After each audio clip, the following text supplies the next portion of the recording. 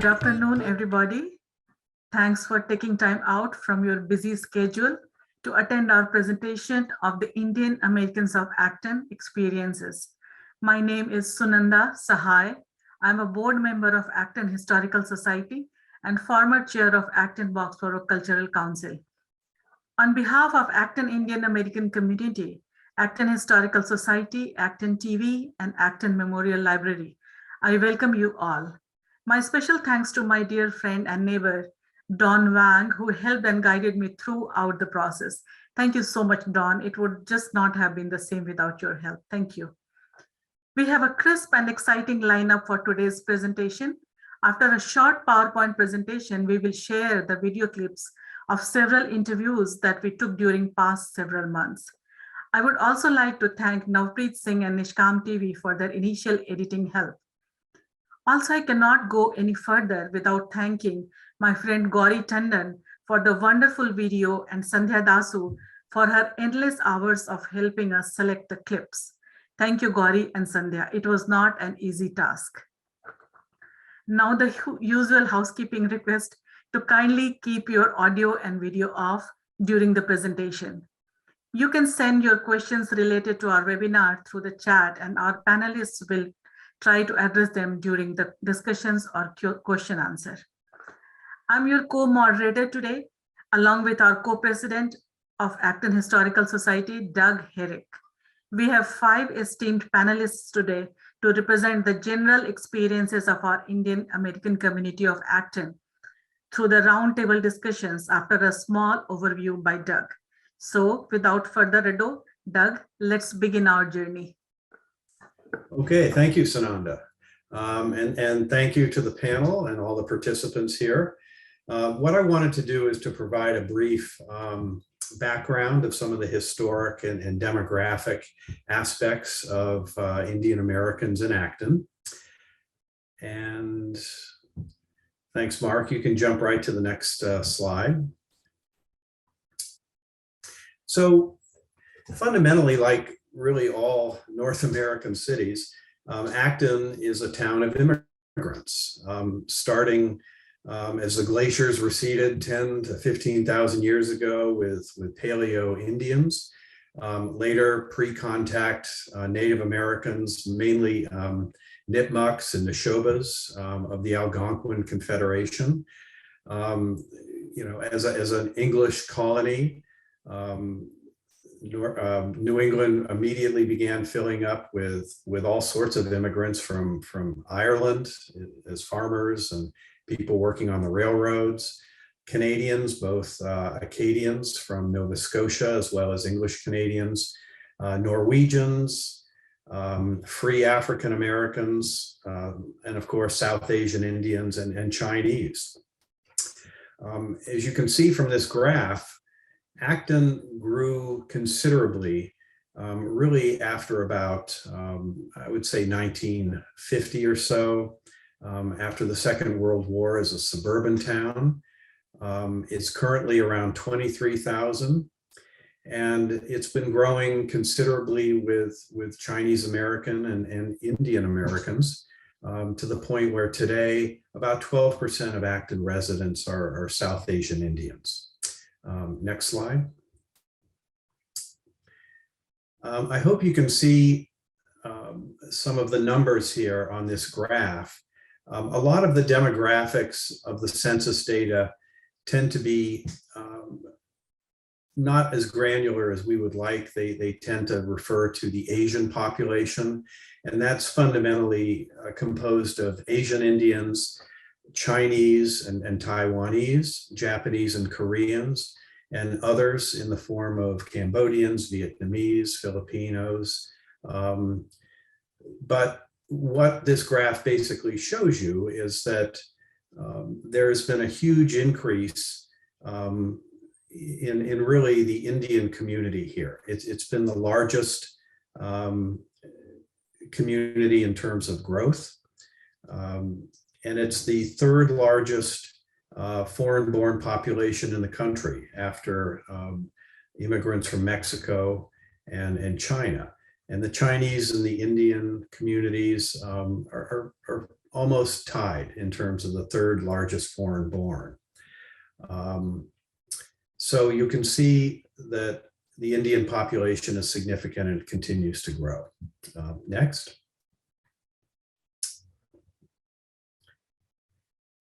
Indian immigration really was a function of early 19th century agricultural workers.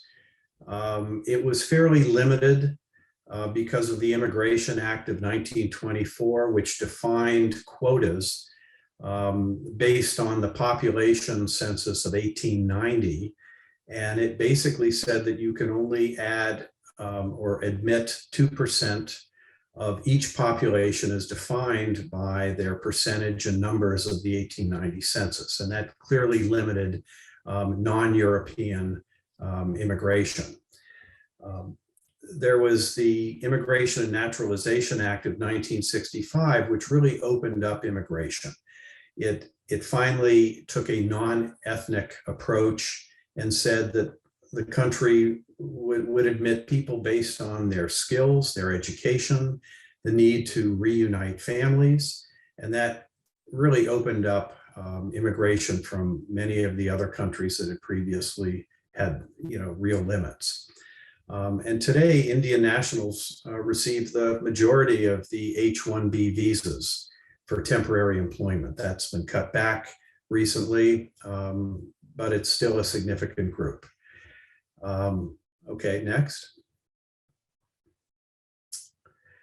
So the 1960s were a time of technology growth, growth of the suburbs, the Route 128 high-tech corridor, as well as the growth of science, of healthcare in the area, radiating out from Boston. And many of the technical and professional workers from India and Pakistan emigrated to the Boston area in the 60s. Digital was a huge employer of many high-tech professionals from all over in Maynard. And many people found that living in Acton, it was a real opportunity for good housing, relatively inexpensive housing, green space, excellent schools, because Acton had a tradition of valuing education and really building their public school systems that went way back for several hundred years. Next.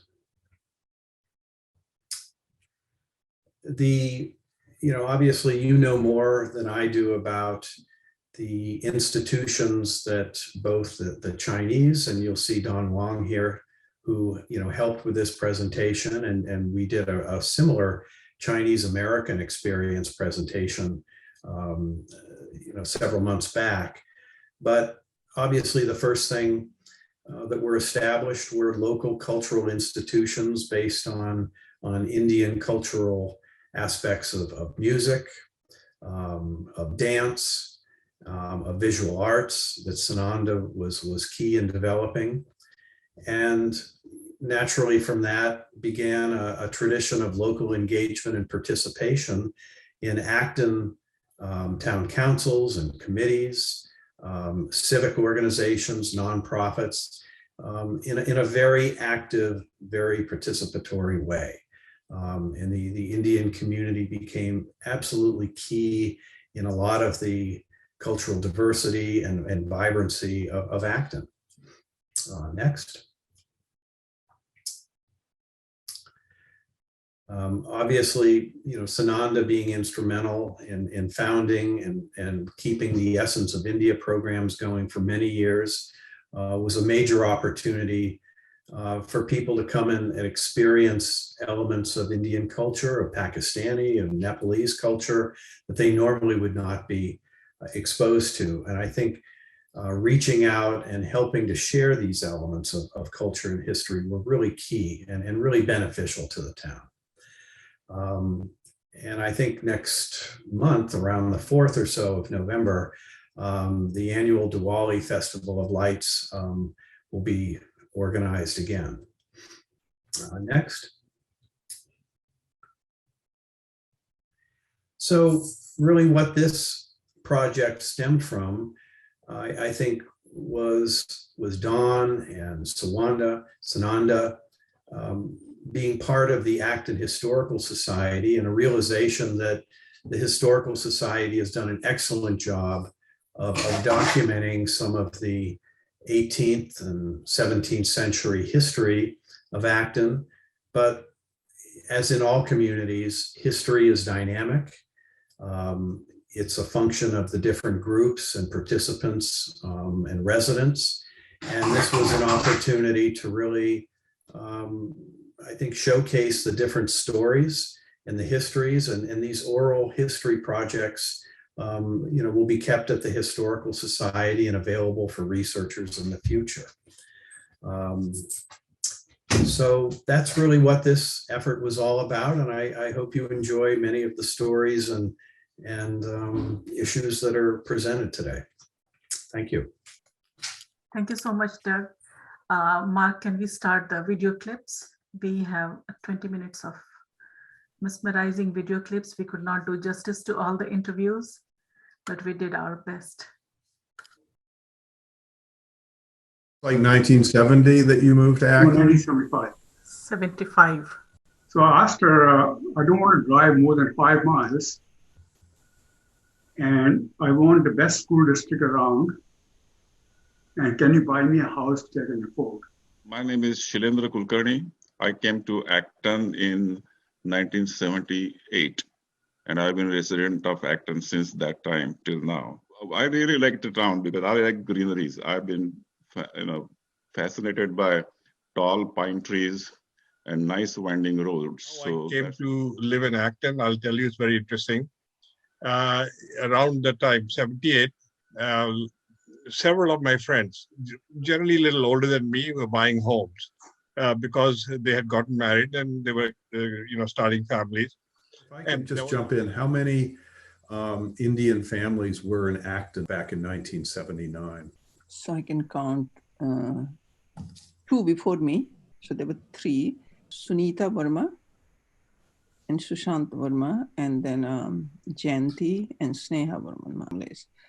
But then we moved in, then, Pradeep Shukla, Pallavi and Nikhil. Nikhil and my son, Asim, 3 of us moved here. Asim was 4 years old. So we moved here in 1984. My son was born in 1985. And in 1985, Acton completed 200 years of being incorporated. We moved to Acton in 1988. So we have been here for more than 30 years. At that time, because the US laws had changed to allow South Asians to come to the United States, in the 1930s, immigration from South Asia was banned by the US Congress. It's after the Sputnik went up in 1957, that's when people started working on the laws. And so we came in on preferential student visas. United States, out of blue, got married. My husband was doing PhD at Brandeis University, and I just come here, it's totally cultural shock, no preparation, I had nobody here, no relatives, did not know anybody. There were hardly any Indians there then at that point.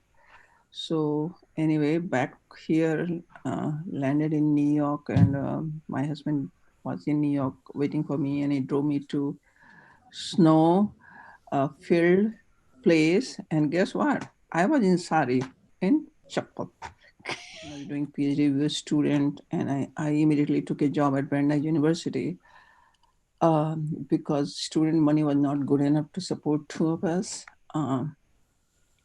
So I could never talk to my family in India because I didn't have $4 a minute and 1 minute. And then we didn't know that time we had the taboo about alcohol. Yes. So when I came here, after a few days, we visited somebody, and this guy comes to me and he's asking me, would you like to have some soda? So I've heard of soda in the context of whiskey. Oh. So I had no idea that soda is, yeah. So I said no.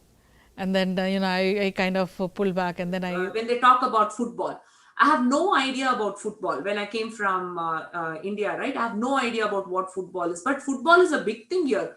The first thing you come into work, they start talking about football, and I have no clue what they're talking about.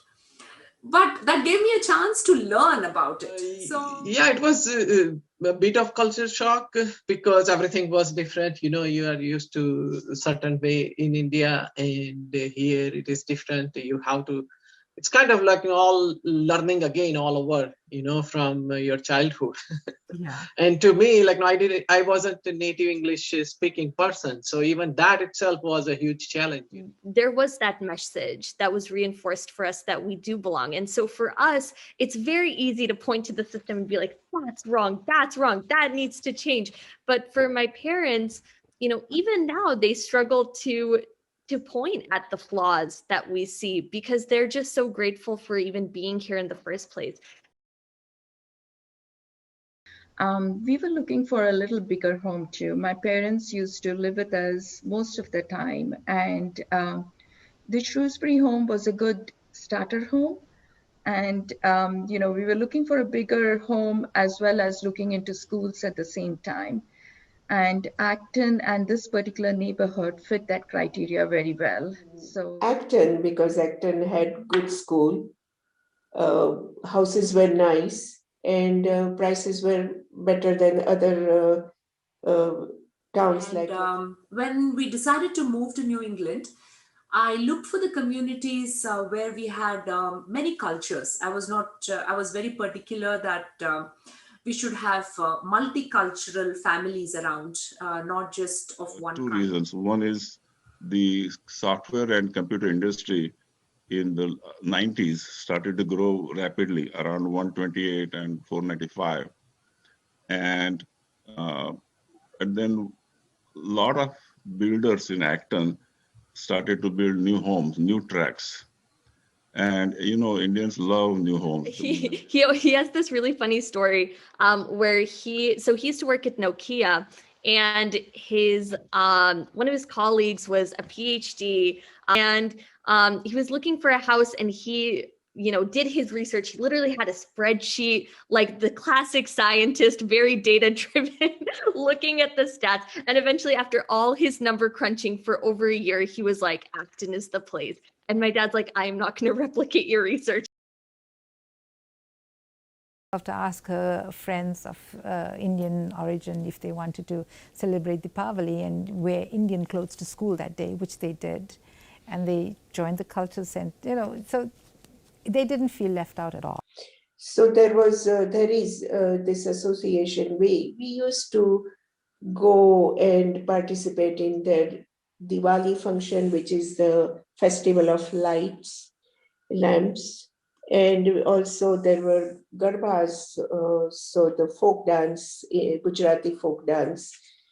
So there were, and then they would have some picnics. And when one of the sons, when he was older, he wanted to keep long hair and tie a turban, but he couldn't. He didn't know how to do it, and he couldn't. You have to keep your hair clean and stuff. He couldn't. He had to give up. So we said, you know what? What we are going to do is we're going to have the kids keep their hair, understand how to tie a turban, and keep everything clean till about 18 or so, and then they can do whatever they want to do. And then the teacher said, no. Then she explained it. She said, fasting is actually scientifically recommended, and it is self-control, and it helps to teach you about people who might not have all the blessings you have. And I'm like, dude, this is the essence of Ramadan, and this is the essence of fasting. And here's a Christian teacher, a white Christian teacher, who's telling her kids this, and this only happened in Acton, I made a lot of friends. I felt like it was a safe environment for me. It was good to be in a class. This was around the early 2000s, mid 2000s, where a lot of immigrant families came to Acton. So it was nice being in a classroom and not feeling like, I was the only kid that looked like me in a classroom setting, but there were still discrepancies. Even within the things that we learned in class, like for example, I've never picked up a book in English class and expected someone like myself to be represented in the pages. I was very, very conscious of the fact that, you know, for me, my culture was something that wasn't understood for many people. And so for the longest time, I wouldn't talk about things of my culture, my music, the food that I eat. Wanted was when they have a school play, they can't play a leading role. You know,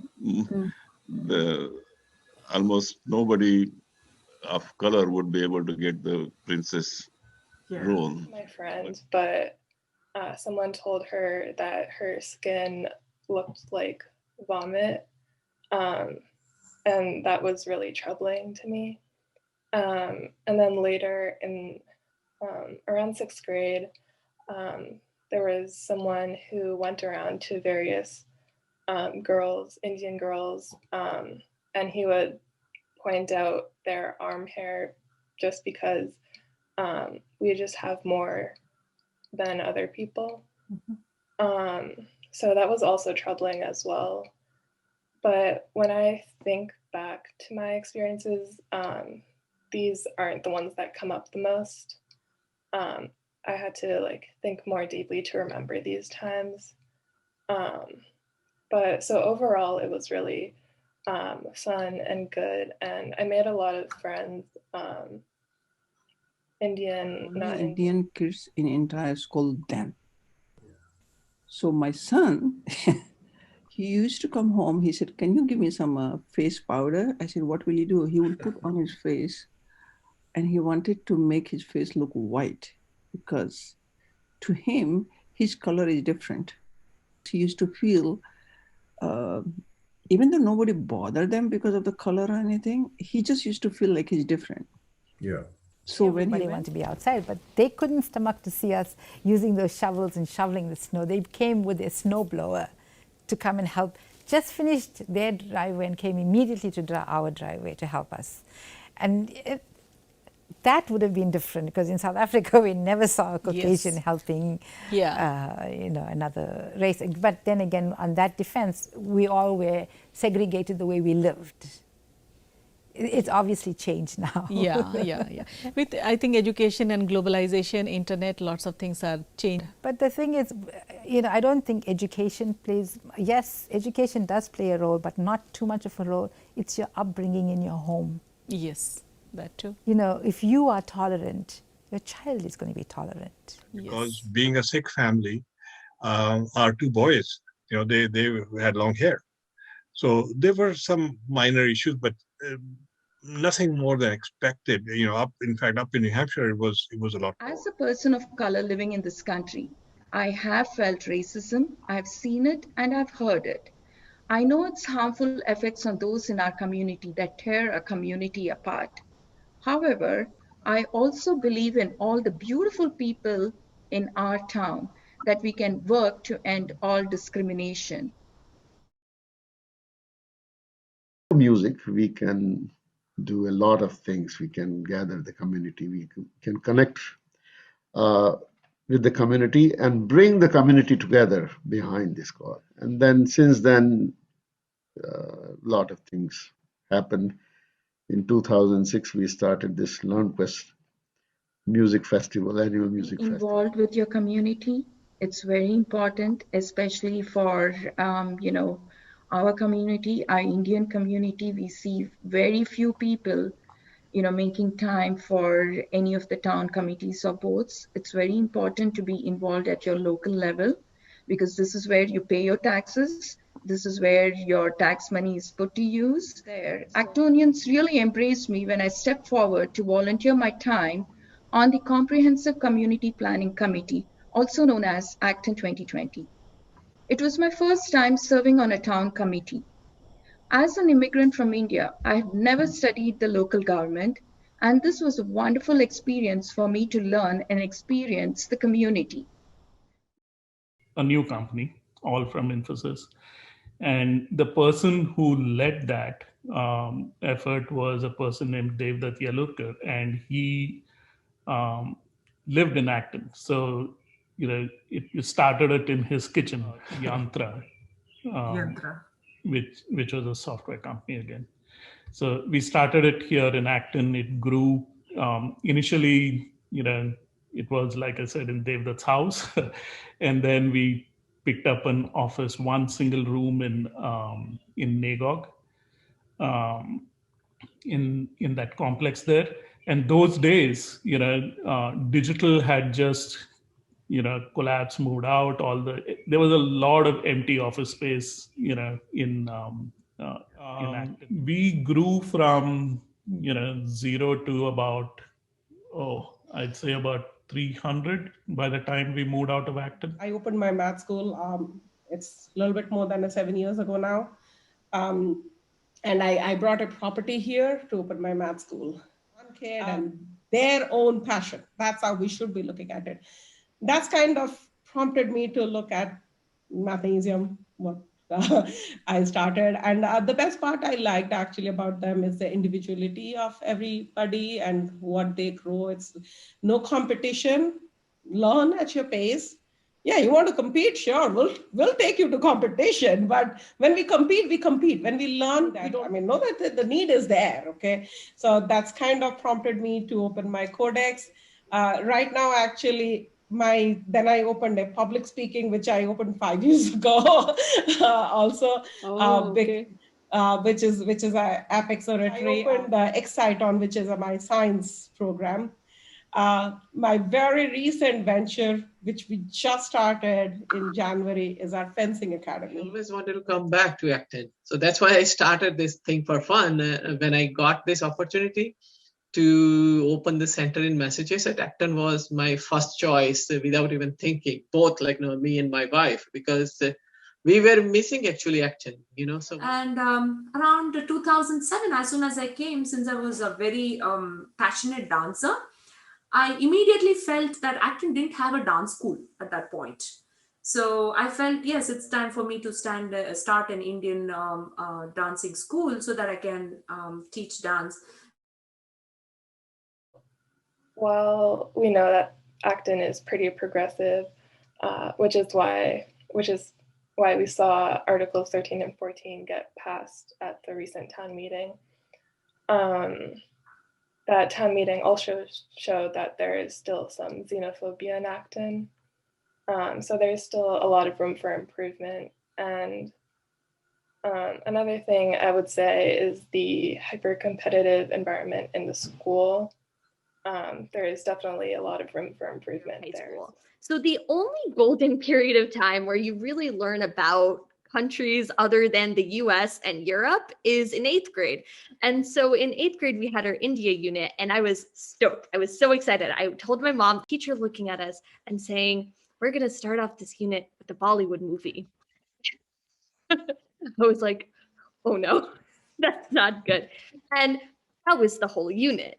Surreal to me to, think that this is all that people are going to know about my culture. So every single student who graduates from the AB school system, I tell them I'm Indian American, and automatically the first thing that pops into their head is that Bollywood movie. Tax rate in different towns, surrounding towns, and Acton has the highest rate, and that I don't understand. I guess the reason, as a realtor, I know the reason is we don't have much commercial businesses here. Good school, but it's also important, for development and for all the, the planning board stuff that happens, things like Kelly Corner and all of these things. I think the town needs to really keep its character, but also grow in the right direction. And also, very importantly, they need to keep their finances under control. Yes. Yeah. Because Acton taxes are very high, relatively high. In terms of making housing available to every individual in town, because we are seeing a changing population and different kinds of population, and we have more aging population right now. and with different financial means too. So it's something that, you know, as a town, we probably need to pay more attention. So apolitical, a-religious social gathering where people would come and share whatever skills, or some people write poetry, some people sing, and some discussion, what is her, so interact with each other. Again, mom raising a child here, I have been quite happy. I consider myself blessed. The community has been very supportive. Feeling of being in nice town with nice people, the community on the whole, the community is very nice. We had absolutely wonderful neighbors, both on Woodbury Lane on Mallard Road.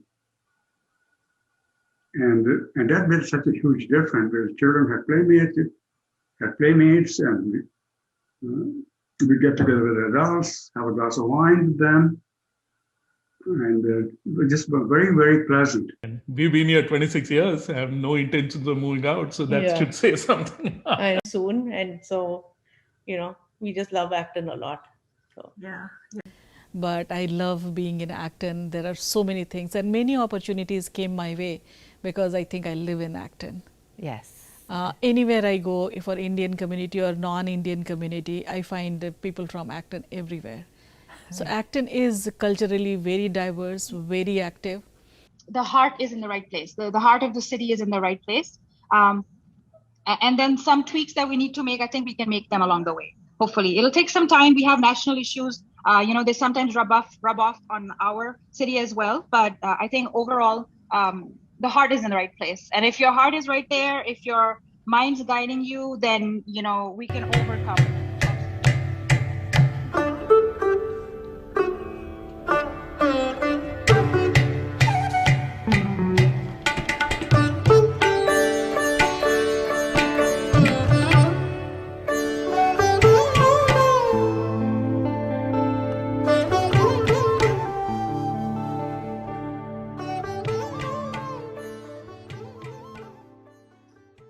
This was small glimpse into what we had. We had 16 plus hours of interviews, and we really found it hard to pick and choose which clips we want to keep and which we did not. So it took us months to debate on that, and this is finally we got. This was a tough choice.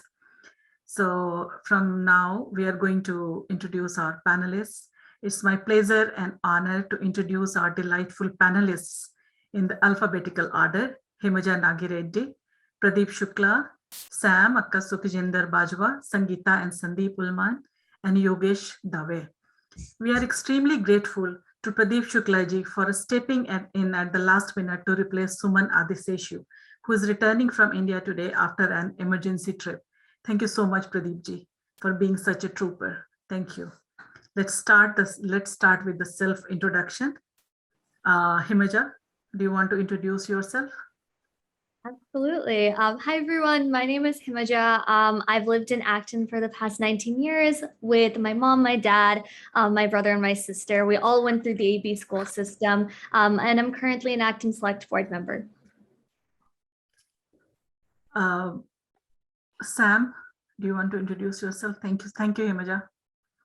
Yes, my name is Sukhjinder Bajwa, sometimes called Sam as well. Sorry, I'm not feeling all that great, so voice is a little muffled. But I came to Acton in '78, shortly after I came to work for Digital, otherwise amongst digital people themselves known as a Decky. And I've moved, when DEC expanded, we moved up to Nashua for some number of years, although we kept our house. And then we came back, and our 3 kids went through AB and are now through college and working. Acton has been a great place to have lived and you know, for the kids to have grown up. Thank you, Sam. Pradeep Shukla ji, your introduction. Thank you, Sunanda. Hello, everyone. My name is Pradeep Shukla, and I've lived in Acton for the last 33 years. with my wife and son. I teach at Suffolk University in the mathematics department. And as a volunteer, I run a non-profit school, a school of music by the name of LearnQuest Academy of Music.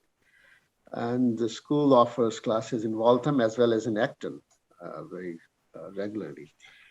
And I would like to share with you that for the first time here in Acton, we are going to have a one-day festival of Indian classical music at Nara Park.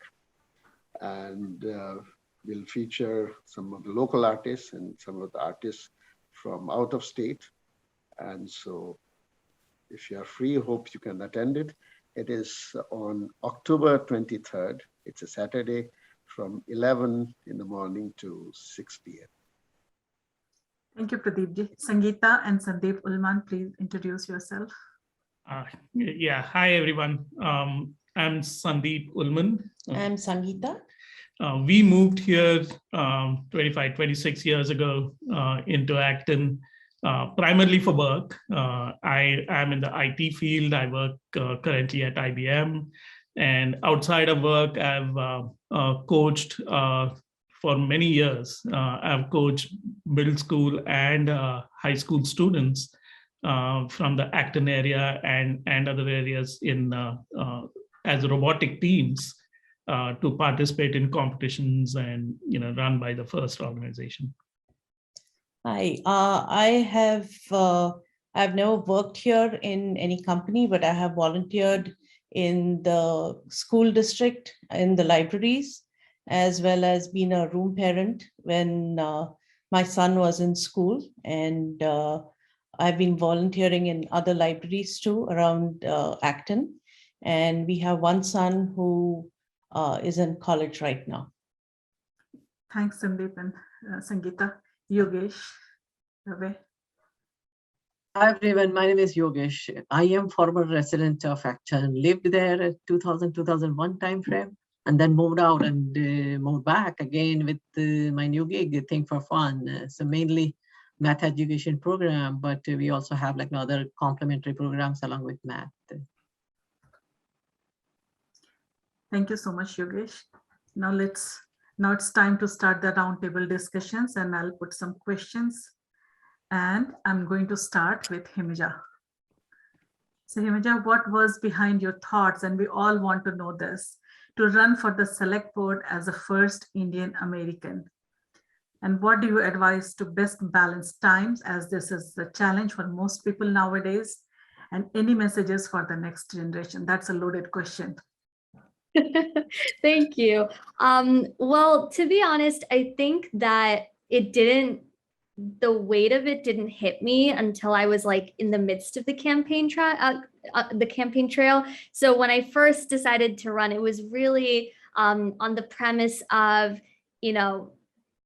learning more about town government and really wanting to introduce a more public health focus into the work that we were doing, especially given COVID-19.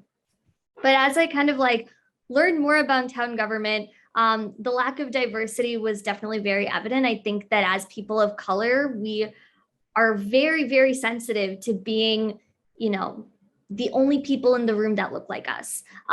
Because oftentimes that means that we have to advocate for a group of people that are very diverse and that have very different needs, but are oftentimes very underrepresented in these discussion spaces and these decision-making spaces. And so for me, as I was kind of going through the campaign and speaking to people, it was very evident that there were so many perspectives that weren't even being considered.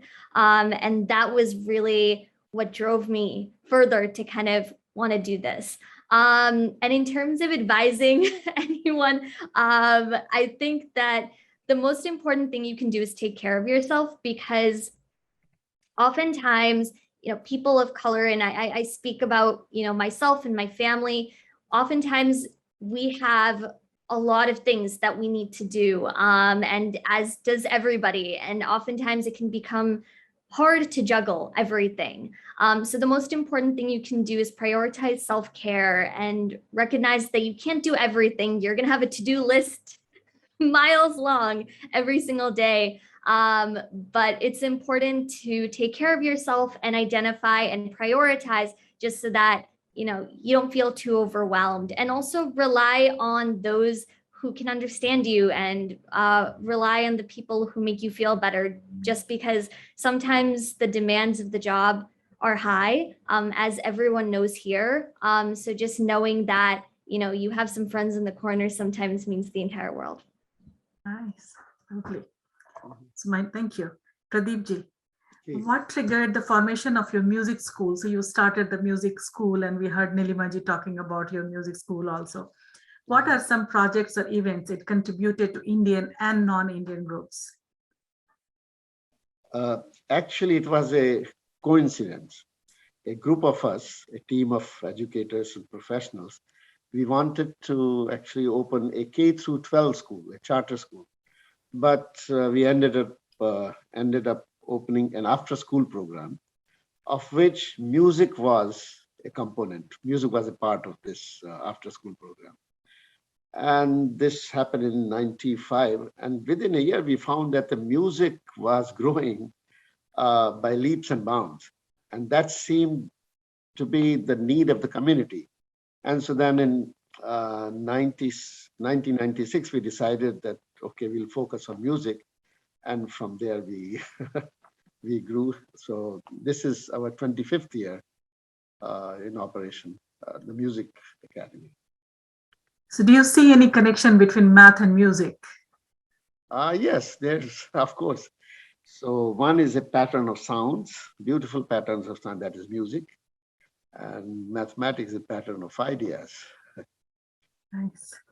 So you have any upcoming events? I think you mentioned something Yes. at Nara Park, which is open to, which is a free event and open It's to a all. free Right? event, yes, yeah. Thank you for mentioning. It's a free event and open to the public. And I would like to thank Claire Seaton, who's here. She's helping us organize this and spreading the word in the town of Acton. So we are very grateful. Looking forward to it. So please come. Yeah. Thank you, Pradeep ji.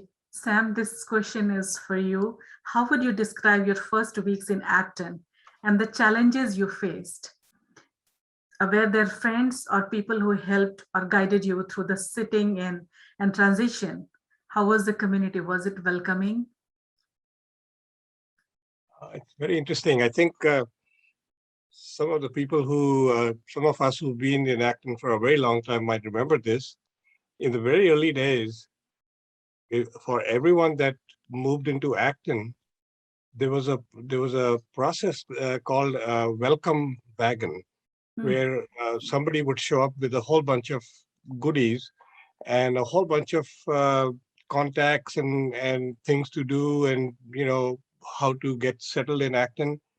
That felt very welcoming, and especially for somebody like me who was single, who was only about 25 years old, and that really helped. And then of course, you know, there were a lot of people, us Deckies, who lived around here. My boss lived in Boxborough.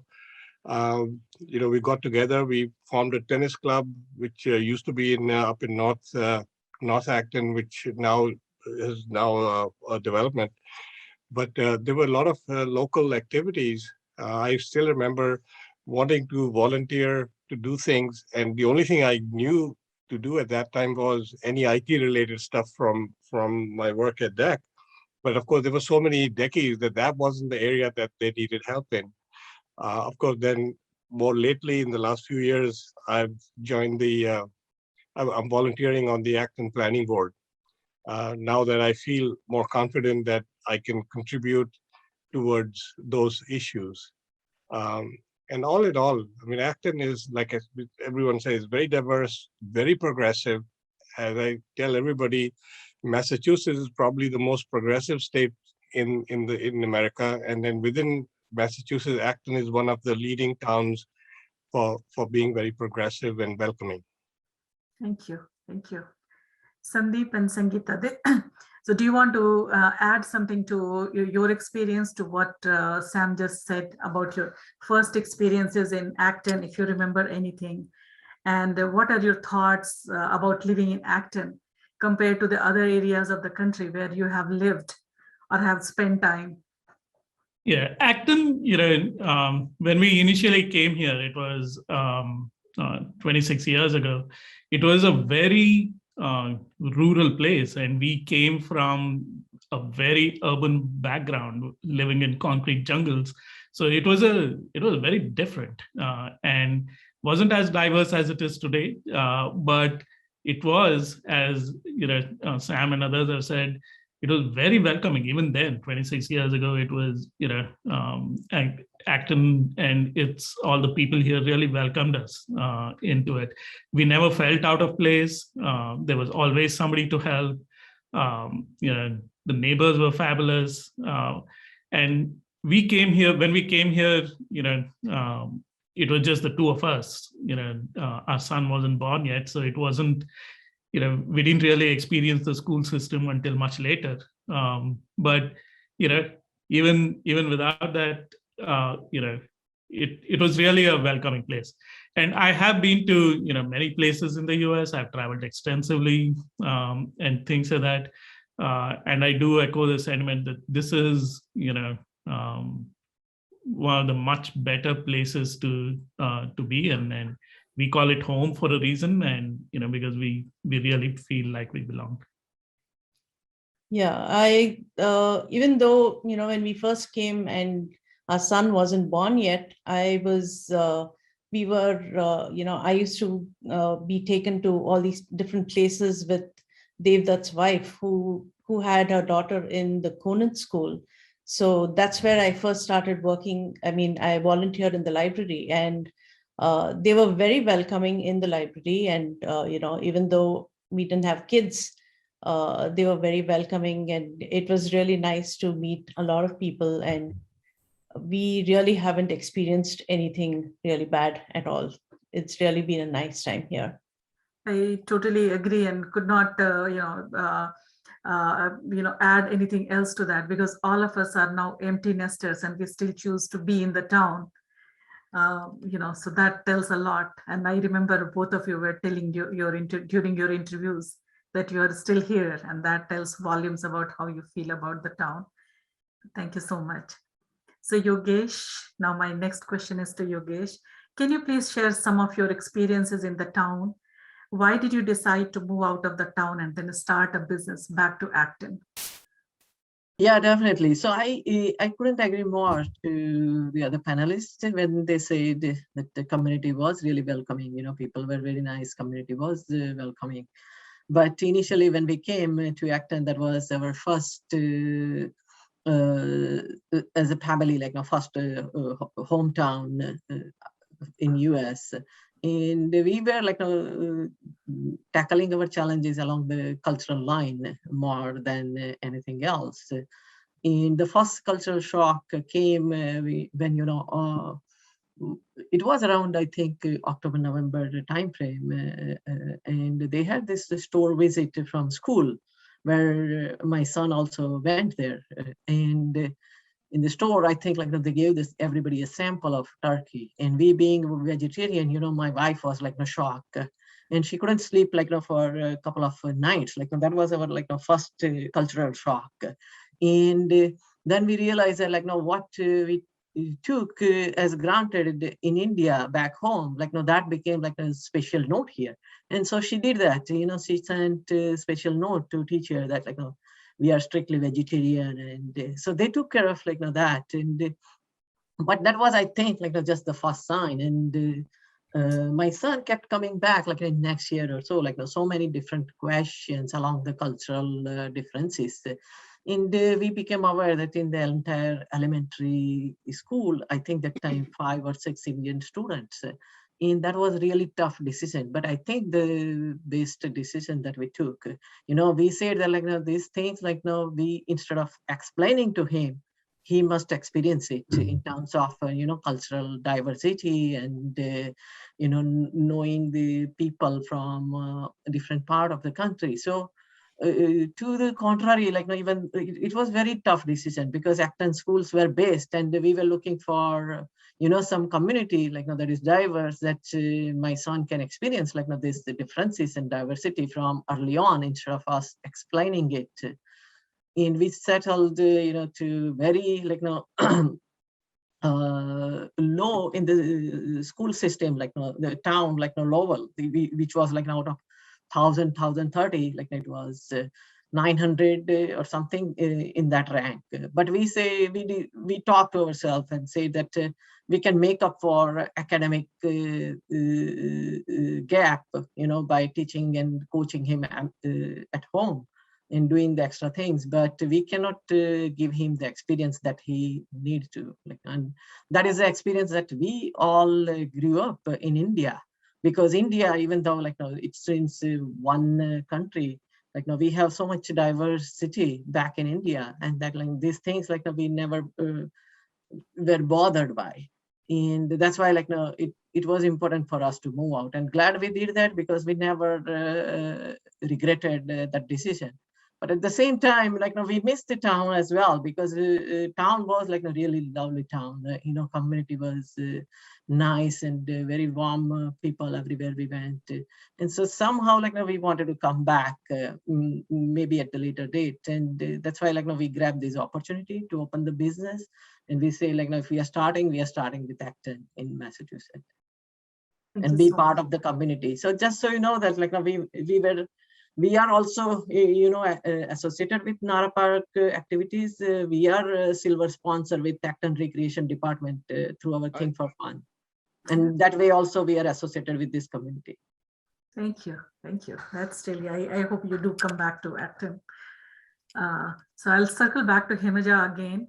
Himaja, you mentioned something about your school and the education when you were going to do the unit on India for the first time. So did you feel the schools were sensitive to the needs of non-white students? What can the schools do better or differently? How can our town be all-inclusive to the growing diverse population? Yeah, speaking in the capacity of a former student and not in the capacity of a select board member, I think that for me, yeah, definitely there were gaps with kind of going through the school system and kind of realizing that I wasn't being represented, my peers weren't being represented. And it was interesting because my class itself was a pretty diverse class. A lot of my friends were Indian. We had a really great time together. We had the ability to share things about our culture together. But when it came to the academic aspect of it, I felt like there was always that gap, and there was always that barrier. So I think that there's definitely more.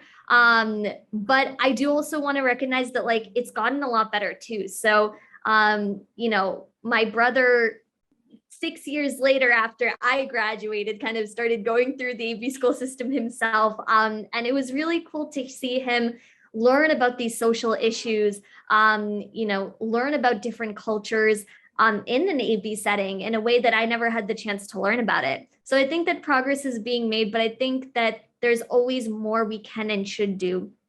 Really making sure that students feel like, if they do face any discrimination, that they have a way of communicating that and getting action taken on that in a meaningful manner. And the DEIC has been great in kind of highlighting the issue of this. I think that there is also a lot we can do around even just reevaluating what we're teaching. So that way, for future generations, they can pick up an English book and have themselves represented in those pages and have their culture in those pages. So I think that there's much more we can do on that. And then to kind of speak to the third point you made about how we can make the town more inclusive, I think that's a really, really important question. For me, the reason why I, decided to pursue running for the select board was because I felt that, the perspectives of all of us are really important, and they weren't being demonstrated. But I think that there's so much you can do even as a resident. I even to this day, it's so funny to me that now my parents are so much more involved with town government than they ever were before. Every single time I call them, they never ask how I'm doing. Their first question is any news about town government. That's their first question. And my mom religiously watches select board meetings until 11 p.m. Yeah. Mom, go to bed. You don't need to, it's recorded for a reason, but they're just so much more excited now about what's going on in the town. And so, for those of us who are here, those of us who are already engaged, just extend a hand, lend a hand to those who may be shy to enter this space that may seem very unnavigable. That's not a word, but that's not intuitive to us. Oftentimes as immigrants or second generation immigrants. So, just extend a hand and just bring people into the fold and make sure it's a welcoming space, because oftentimes we'll find that people are interested in what goes on at the town. People are interested in where their taxpayer money is going. People want to know more about this, but don't know how to do it. And so that's kind of a call to action for every single one of us here. Yeah. Yeah. And, I remember one of the interviews, I think it was Shilendra Kulkarniji, who was saying that his daughter could not get the central part in the drama because all the actions take place around the, non-Indian girls. So I'm hoping that in future, the drama groups will bring some stories from India where the brown skinned people can have their central space, some kings and queens, and some of those stories from the past can be part of the drama division at the high school. So that's another thing I thought. I thought that was very interesting that he would say that. Thank you. Thank you, Himaja. Pradeep ji, I wanted to ask you, what are the challenges in raising our children, people of color or not, to live productive lives in an increasingly multiracial and multicultural society that is becoming increasingly polarized? Yes, it's a tough question, Sunanda. And I think the politicians should answer this, find a solution. But in my own way, I can share some observations. Yes, it is true, the society, the US society is getting increasingly multicultural, multiracial. But I feel that the polarization is somewhat recent one. I mean, I did not feel this kind of polarization, let's say 20 years ago or 15 years ago. So this is true that everywhere, I mean, you see that the diverse population in towns and colleges everywhere. But I think that it's a natural tendency of human beings to seek homogeneity, to seek people of their own type, be it racially, be it geographical origin, language-based. So there are many factors which divide us. So people do seek, it's a very natural tendency for people to seek people to associate with who are like them. Now, how you ask how we can teach our children how to deal with this challenge. So one thing which comes to mind is if we teach our children to be curious about other countries, about other cultures, about how they live, how they do, what their food is like, what their environment in other countries, etc., and what their music is like, what their language is like, that may bring people together, children together, people together. And the same thing we can do as adults as well. I mean, so basically, and that is one thing. So seeking homogeneity in these narrow planes, racially or language-wise, instead of that, if we seek homogeneity at a slightly higher plane, that is the questions or things that concern us all. So education of our children, healthcare, equity, justice, etc. That is the concern of everybody in the country or in any town. So if we can seek how we can get together to deal with these challenges, probably we can homogenize the society. Yeah. Thank you, Pradeep ji. Himaja, you want to add something to that? I think you're smiling and you have something to say. I just wanted to echo Pradeep 100%. And honestly, just thank you. Thank you for all that you do for Acton and for kind of paving the way for all of us. Thank you. Sam, I wanted to know that did you feel comfortable joining non-Indian Acton organizations such as town committees? Did you feel welcome? Did you feel that you got enough representation or guidance? How has been your experience overall serving the town? This has been very positive, Sunanda. I feel that everyone on the board is very open. We have discussions that are very free-flowing. I feel that a lot of my comments are accepted, and if people disagree, we have open discussions, open arguments, and I think it really feels that been giving time to volunteer time on the board really is worth it. You really, and it, quite frankly, it gives me a good window into what's happening in the town as a whole.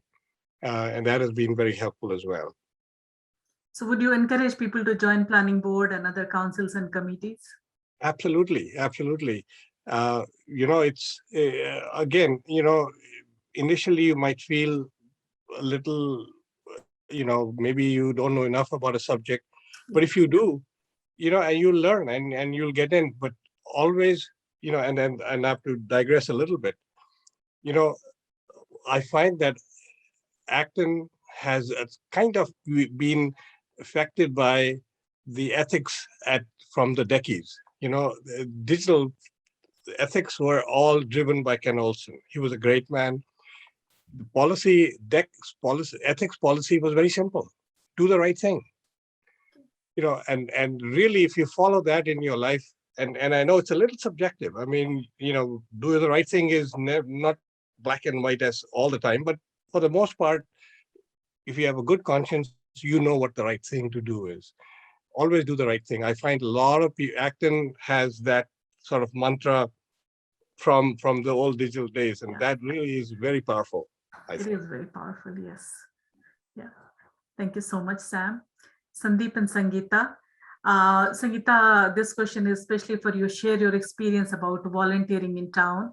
You already mentioned that you felt welcomed, but was there anything specific you would like to say? And in general, for both of you, how has life for Indians changed during the pandemic? I know that we all had our share of grief when we saw people in India, our families suffering. But do you see, that our lives have changed?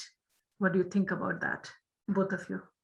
My volunteering experience has been really very fulfilling for me, and because it was a nice way to, spend my time and productively, and also a nice way to meet the local families here. And I always felt it was very important not just to make only Indian friends, but to meet non-Indian friends, to meet non-Indian people as well.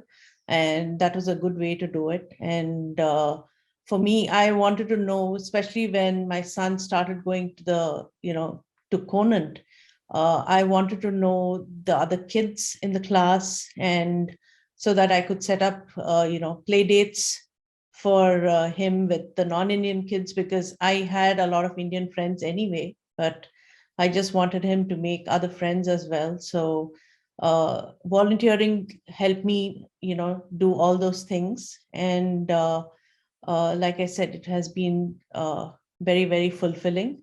So I've enjoyed every bit of it. Yeah. Nice. And life pandemic changes. I know, all our lives have changed with the pandemic. The way we work, the way we travel, the way we, look at entertainment, and it's no different for, I think, the Indian community as others. But one thing I would, going beyond that specifically to the Indian community in Acton, for example, is, there's so many Indian families who have moved in over the past, year and a half, and things like that. It's growing and it's rapidly moving in. And I really feel sorry for them because they don't have some of the things that advantages we get. When we came in, of course, we came in a long time ago, but when several other Indian families have come in the recent past, there've always been other, the community to lean on initially while they settle down.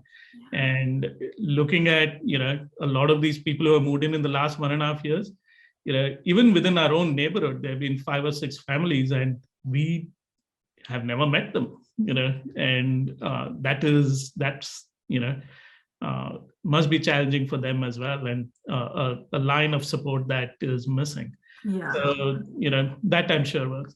Beyond that, I think what we experience is pretty much the same as what a lot of other, people experience, whether, they're out here in the US.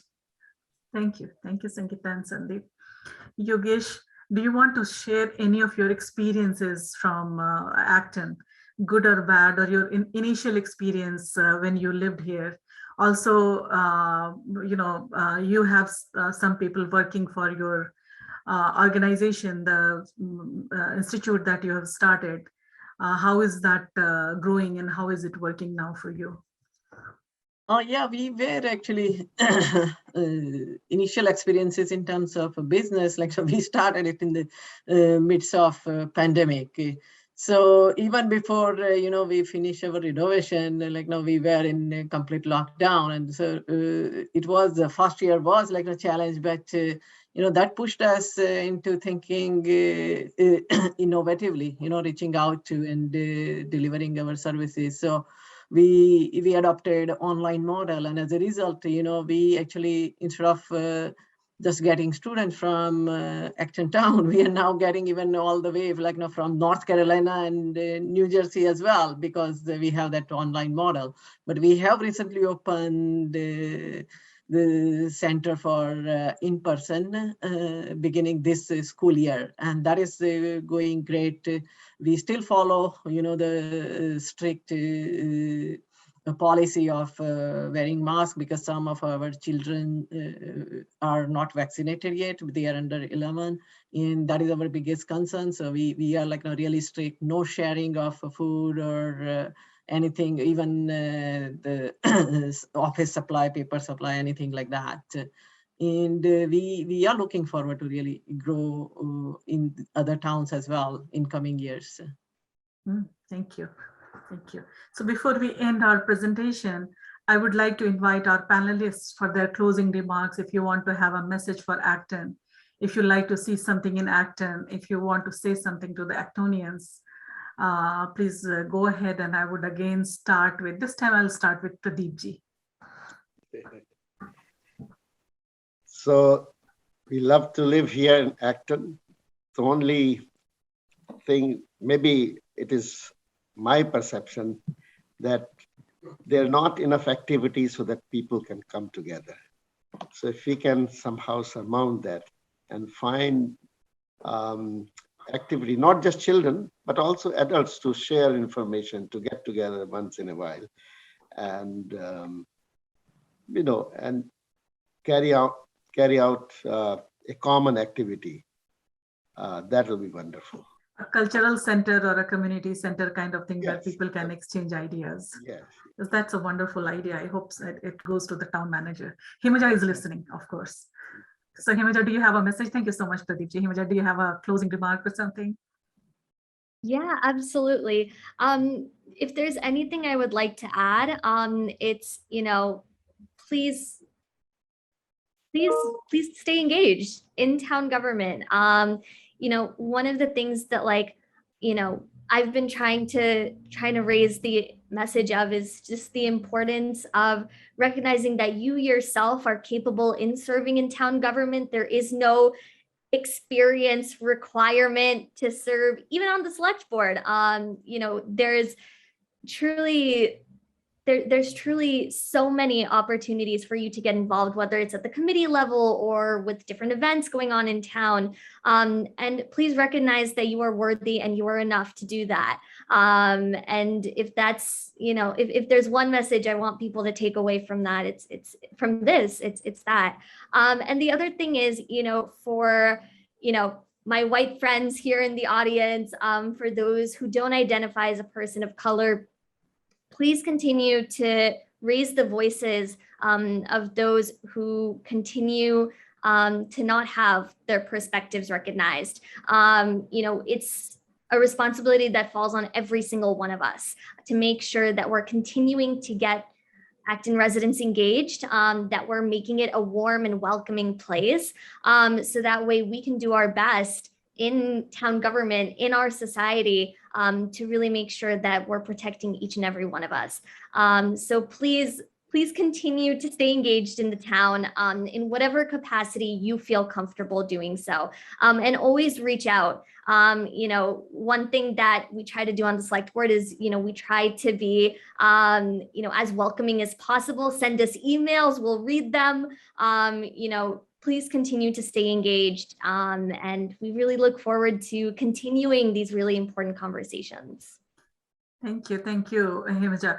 On that note, somebody just wrote to me that we should have forum every year where people can express their opinions, and that echoes Pradeepji's opinion also, Himaja. So I hope you are listening and taking note of all that.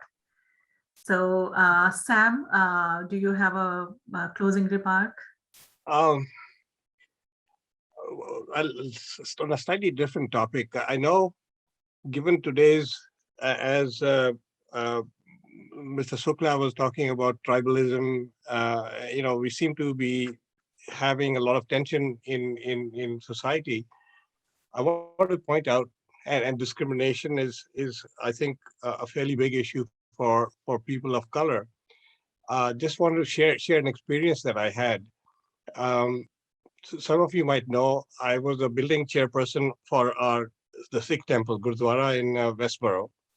So when we completed the temple, I actually got Governor Charlie Baker to come and inaugurate it. And when he came, besides the fact that he gave a very nice speech and all of that, he pulled me aside and he asked me, he says, Sujinder, I want you to be very honest with me and tell me, you've been working with this town for the last 4 or 5 years, getting the building built. Did you ever feel any discrimination? He asked me.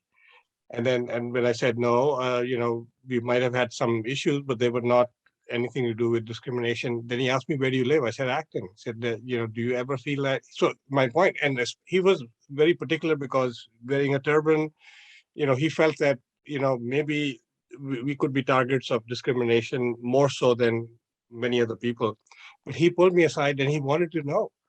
So, when the governor in a state cares about issues like that, it really makes you feel good. Yes, and that's the kind of leader you want. Yes, exactly. All inclusive. In fact, that's how I got started with Governor Baker. When I met him the first time, he said hello, and I said, Governor Baker, I want to let you know, I'm really an independent, maybe slightly Democratic leaning, but I said, a Republican like you, I will vote in a heartbeat. He said, his eyes popped up. He said, oh, tell me more. He held my hand and he took me to a corner. He said, tell me more. And I said, it's very simple. I said, fiscally, you're conservative, but socially, you're progressive. That's the combination people like me are always looking for. And you are a perfect example of that. Yeah, thank you. Very nice. Thank you. Yogesh, sorry for getting a little political. No, that's okay. That's okay.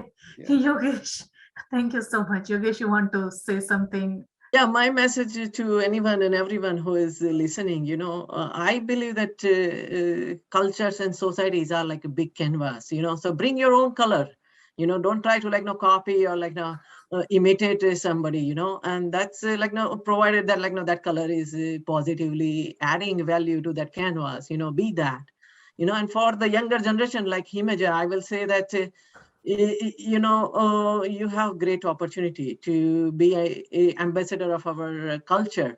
And so for that, to get other people, to know our culture beyond Bollywood, take your time to understand our culture truly as well. So you can, engage with the society in a very positive way and bring out all this good values that our culture has to offer. Thank you. That's a good insight. Sandeep and Sangeeta, you want to, thank you so much, Yogesh. Sandeep and Sangeeta, you want to add something, a closing remark? Well, we love Acton. We love living here, and we look forward to live here for a long, long time. I know there are going to be many challenges. Our town is growing quite rapidly. A lot of it fueled with immigrants coming in. So there's a lot more, I think, in the future, and I think we should be prepared, and I think the town is prepared to deal with a lot of these things, and really looking forward to it. Thank you. Thank you. Sangeeta, you want to add something? No, nothing more to add to that. Thank you. Thank you. Doug, do you want to say something or ask something or add something? I just, feel that the established community and the established long-term residents in Acton gain so much, not just from the diversity that's occurring in Acton, but to be challenged. It's easy in these polarized nativist times to get very complacent about a community and a group, and the ability to get out of your comfort zone by hearing things. And I've got to say, everyone has been incredibly polite about their experiences and what they're willing to share. But I think the benefit of a community that's diverse is a community that's growing, that understands empathy, that can appreciate other cultures. And I was very fortunate to have lived in India for about a month, and I think that in a sense the contact and the exposure and the interaction with different communities is key to being vibrant and to being a citizen in this world. So I just want to thank everybody so much for participating and agreeing to share your experiences. Thank you, Doug. And I know that this was your vision when I joined the Acton Historical Society. So this was having this kind of presentation was your vision. So I really want to thank you for pulling this together. And because of that vision, I was able to reach out to so many people and got to learn so many perspectives from different sides. When I talked to Himaja, I got to learn another side, like, we have our children, but they have their perspective. We actually are grateful for what we have left behind.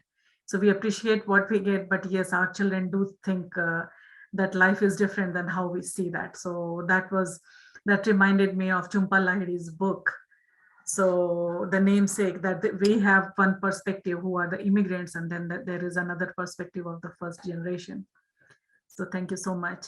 With this, I would like to thank all our participants who took part in our interviews and shared generously their personal experiences, history, challenges, and stories.